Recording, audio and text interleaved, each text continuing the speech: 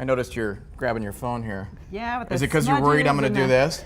Oh, Is that gross? that is a little bit gross. That's gross to do because we put it to our ear all the time. It's gross for you, not for her. Because here, think about this. Okay, It's my own bacteria. let me tell you a little. Now you have mine. Oh, and by the way, Ryan Eldridge, our tech expert with his wife Andrea. Thank you for both. So here's a little story, all right? You're doing the news, you're talking a little bit, you have some coffee, you go on break, and you go to the restroom, right? You're sitting there, you're kind of like updating your Facebook or whatever. Yeah.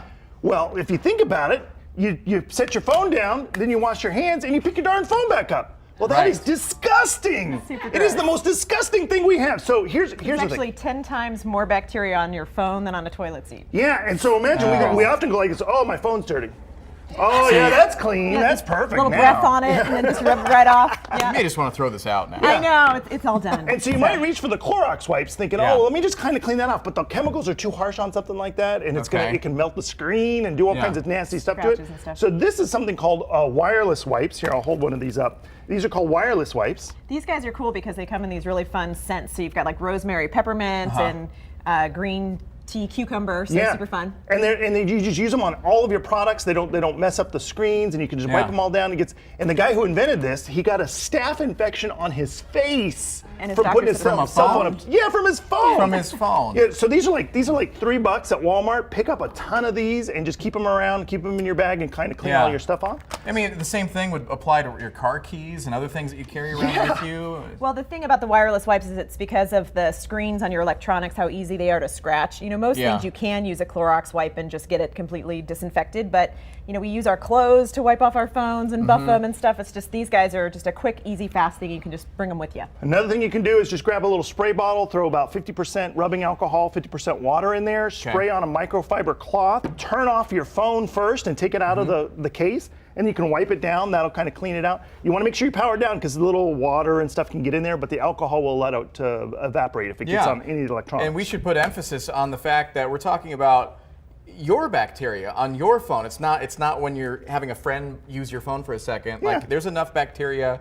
that we accumulate throughout the day to cause that sort of infection. But think of how often you hand your stuff to your kids too, though. I mean, there's that really gnarly, gooey aspect of that. Speaking of kids, we stole their toothbrush this morning. So that way you can kind of get into the little nooks and crannies. So if you get it really dirty, you can kind of clean it out like that. Or use some Q-tips to clean it off. Or let's say you've got a computer that you need to get worked on. Another nice thing is you might think, oh, it's all this food and gunk or whatever. You can kind of use a vacuum on it. Instead, use a little spray, and that'll clean off all the keys, get all the dirt and grime from underneath it. If you use a vacuum on it, you could cause static and all kinds of terrible stuff. And if you use a cloth, some of these buttons can actually pop out. Yeah. It's true, or a strong enough vacuum can accidentally suck up a couple screws, and those guys will be gone for good.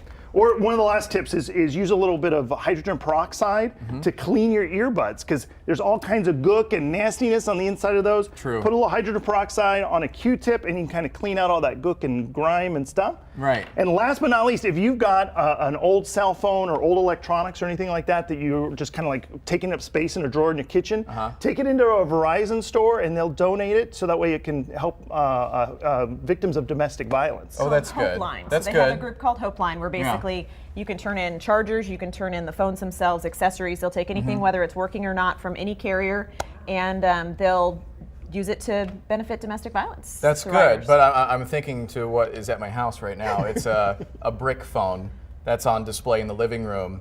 I don't think they'd be able to reactivate that. It's like has to be kind of modern, right? I have an old brick phone. I do. It's just kind of. It's going to be a museum piece one day. It's still Imagine better all the bacteria than on tossing that. it in the trash, because the landfills, when they go into the landfills, they can leach chemicals into the environment and destroy groundwater. It's not good news to toss your electronics. You want to recycle them either way. I hate to say it, but I think I might be the biggest violator of not cleaning the cell phone and not cleaning the keyboard and not cleaning the earbuds here, because you know what? Stop touching my stuff.